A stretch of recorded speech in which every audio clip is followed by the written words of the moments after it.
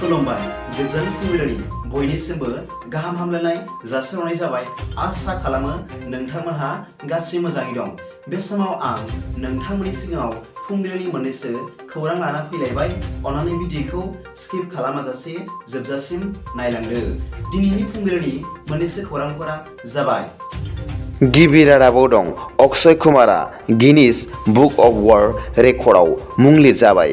मिथिनो मोननाय बादिब्ला बलिउडनि मुंदांखा एक्टर अक्षय कुमारा 3 मिनिटावनो गासै 182 सेल्फि लानानै बुहुमनि गिनिस बुक अफ वर्ल्ड रेकर्डआव मुं लिरजाबाय होनना मिथिनो मोन्दों। मख'नो गोनांदि बेनि सिगां 2015 मायथाइयाव उडवेन जनसनआ 3 मिनिटाव 105 सेल्फि लानानै गिनिस बुक अफ वर्ल्ड रेकर्डआव मुं लिरजादोंमोन होनना मिथिनो मोननाय जादों। नाथाय बिथांखौ बलिउडनि सुपारस्टार एक्टर अक्षय कुमारा फेजेननो हाबाय होनना मिथिनो मोननाय जादों।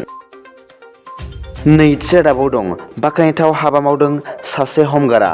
मिथिनो मोननाय बादिब्ला मैया हाइलाकान्दिनि साब डिभिजनेल पुलिसनो सासे हमगार्डआ गुवानसेरा होननाय जायगानि सिङाव थानाय रामनाथपुर पुलिस स्टेशनाव 137 ग्राम हेर'इन ड्राग्स बोखांनानै होफैदों होनना मिथिनो मोननाय जादों। मख'जाथावदि बे बाख्नायथाव हाबा मावनाय हमगार्डनि मुंखौ अल्ताफ हुसैन चौधुरी होनना मिथिनो मोन्दों। थामथि रादाबाव दं गोबां बिबांनि आयेन बेरेखा गान्जा हमनो मोन्दों। मिथिनो मोननाय बादिब्ला मैया करीमगन्ज पुलिस स्टेशननि एन्टि नारकटिक्सआ गोख्रों सिग्रोमनायनि गेजेरजों गौरी हटेल करीमगन्ज होननाय जायगायाव 38 केजि आयेन बेरेखा गान्जा हमनो मोन्दों होनना मिथिनो मोन्दों। लोगोसे बे संदाननायनि गेजेरजों बे फालांगियाव लोब्बा गोनां 2 सुबुंखौ पुलिसआ हमनो हादों होनना मिथिनो मोन्दों।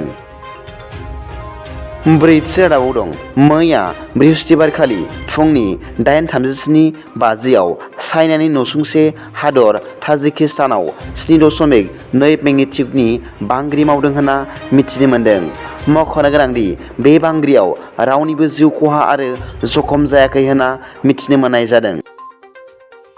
बाथि रादाबाव दं क'क्राझार जिल्लानि पाटगावनि रानि खालायस्रि फोथाराव 62थि बर' थुनलाइ आफादनि हाबाफारिया मैया 23 अक्ट'निफ्राय जागायबाय होनना खौरां मोन्दों।